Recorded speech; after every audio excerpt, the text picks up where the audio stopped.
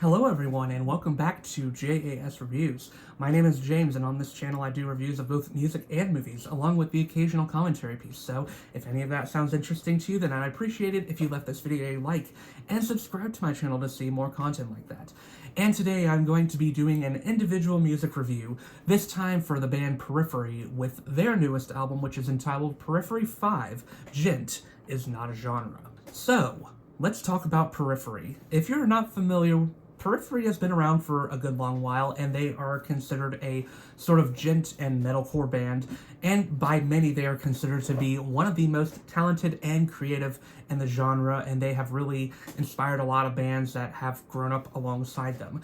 And I would consider myself someone within that camp as well. I think Periphery are incredibly talented. I don't think they have a single bad album, and in fact most of their albums are incredibly strong. I personally hopped on the Periphery train around the time that the Juggernaut albums were released, and so I do have a little bit of a bias towards those. Those are two of my favorite Periphery albums, but of course I did go back and check their earlier discography and it's all great.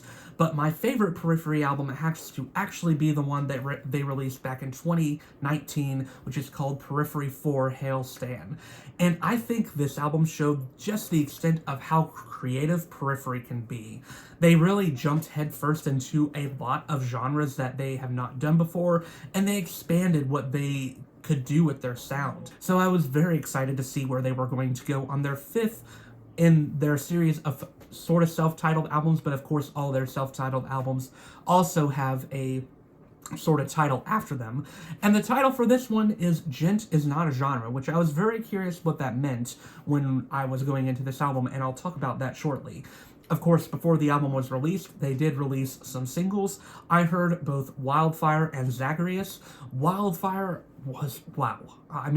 Wildfire was something else, and showed that Periphery was not done with exercising their creative juices yet, because this song was just insanely weird in many ways. It perplexed me the first time I heard it, but probably in the best way possible. The chorus has some really dissonant harmonies that I've not really heard from Periphery before, and it's a little hard to figure out how to sing it or how they're doing it.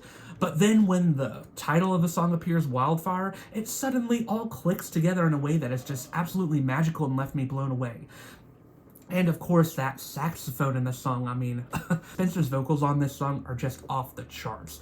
I really liked Zagreus too, although this one was more of a classic Periphery song, and I'm glad that they paired sort of a classic one with one of the more risk-taking ones to show people that the Periphery that they had known for many years was still around, and I do still think this song has some risk-taking moments in it for sure. Not to mention the fact that it runs for 8 minutes and has to do so many different things in it. And this song's chorus, even though I love the chorus in Wildfire a lot, this song's chorus is definitely a little more catchy, and I really like the guitar work in it. But let's talk about the album as a whole. How does it shape out? Yeah, let's talk about it. So you can pretty instantly tell why Periphery titled this album Djent is Not a Genre. It seems they went into this album with that philosophy in mind, and the fact that djent does not have to be one sound that you associate it with. You normally associate djent with very intense guitar work that is very stuttered sounding and has this feeling where you can nod your head along to it, and a lot of big drum work and screamed vocals. But this album sort of shows that djent does not have to be within that one confined sound. The style of djent can be put into many other genres. Wildfire already sort of establishes that as a first song on the album with a sort of djenty style of jazz, which is so weird to think about, but it really does work in context of the song. And Wildfire is a track that has only grown on me over time. I have been obsessed with this song. I like that they take risks in different ways on each of the songs, and it doesn't always have to be in the incredible wild ways that the fittingly titled Wildfire does. And this album does get off to a strong start, don't get me wrong. The first 3 or 4 songs on here are probably the best that the album has to offer. Not to say that the second half isn't great either, but this first half has some incredible moments. Atropos is another very creative Periphery track, and I think that this one is probably going to be a fan favorite because it is one that is more classic Periphery in many ways. and I really liked what this song did. I think it just has a lot of really cool progressions to it, and it really keeps you on the edge of your seat the whole time. I think the second half of this song in particular really picks things up and has some incredible scream vocals from Spencer. But the guitar work should not go unnoticed here either. This song is just incredible in what it does and is only continuing to impress me with repeat listens. Now let's talk about the third track, which is the track that is, for me, giving Wildfire a run for its money, and that is Wax Wings. I mean, oh, wow, what a song. I do have a bias towards Periphery songs that go for a bit more of a punk metal-ish feel to them. I really liked, for an example, Marigold on Select Difficulty, which definitely had that feeling to it, and Wax Wings embraces the punk feel even more in many ways. This song feels utterly nostalgic in a lot of ways, and I'm sure a lot of people are going to agree with me on that. Spencer's vocals just fit very naturally against this sound, and it interestingly sort of tells the story of Icarus in a more personal way, talking about someone who wanted to have it all, who wanted to experience everything that the world had to offer, but ended up metaphorically flying too close to the sun and ended up losing themselves in the process. It is one of Periphery's most heart-wrenching songs in many ways because, man, this song starts out as very hopeful and upbeat, but then it takes a very sudden shift in the second half that I was not seeing coming. It shifts into a piano, sort of quiet piano section that is just so beautiful, and honestly, I was just closing my eyes because it was really ingraining you into the atmosphere, and it was so well done. And then Spencer's vocals come in, and you know you're in for something special. You can feel the build-up to something incredible. And man, when the build-up happens, it is something just to behold. Shifting from something into Wax Wings into Everything Is Fine is just such a bold move because Periphery has already blown your mind with Wax Wings, and then suddenly they go into their most intense song to date, perhaps, with Everything Is Fine. I thought Blood Eagle was the most intense that Periphery could get, but no, they proved me wrong with this one because this one has some of their nastiest guitar work, and the drumming here is just mind-blowingly good. Spencer's screams are visceral and on another level here, as he is just screaming out these words with utter disgust, and you can just feel it. This song also goes into some really slow breakdown territory. People who are fans of that are probably going to have the widest smiles on their face. I know I did. It was so much fun, and this song just really goes there. Dying Star is another big highlight to me, and while the second half of this album maybe isn't as strong as the first half, I do think Dying Star is a song that is probably going to be in danger of going underrated. This one embraces a much more straightforward rock feel. It doesn't go as many crazy places as the songs on the first half of the album go, but I don't think that's a bad thing here. This song really reminds me of Thrice in many ways, and I've seen a lot of other people make that comparison, so I know I'm not alone in that, and I say that as a compliment. I think Periphery taking some inspirations from mainstream rock, especially one of the more creative mainstream rock bands, is something that works very well here. And I feel like this song is sort of integral to the album's journey in many ways, because this album is talking about the idea of someone who has lost themselves to their darker desires and to their more arrogant selves, but there's also this sense of hope in the album that the person can eventually let go of that and they're not alone in their journey on trying to rediscover themselves.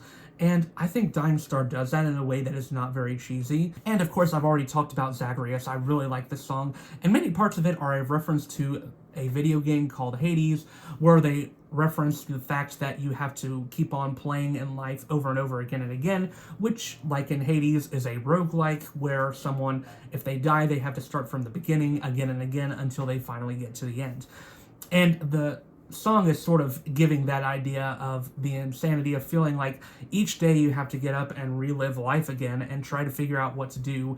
And I think the song sort of encompasses that with a lot of the desperate guitar playing and Spencer's vocals just really going to some equally desperate places, in my opinion. Thanks Nabuo is a really cool way to end this album. While it may not be as great as closers like Loon or Satellites, I do really like what this song does, and I think it is one that still shows Periphery at a very creative level on this album, because this one goes entirely instrumental for its second half, which is a pretty interesting way to end off the album.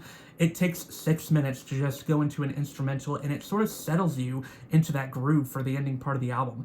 And I really like that it does that, because it does give you a chance to reflect on what you've heard, because this album has so much to offer.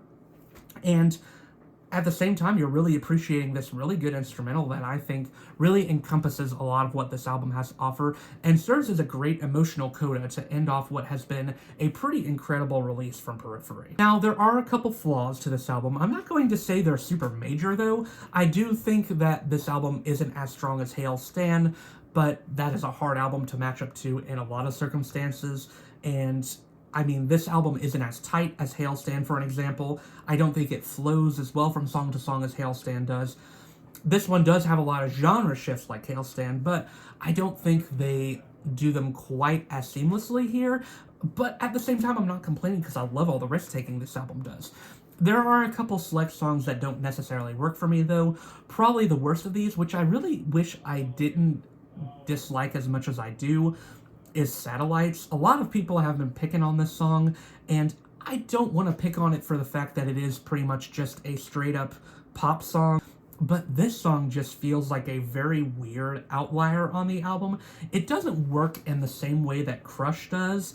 It feels almost too out of left field for it to really work as much as I would want it to.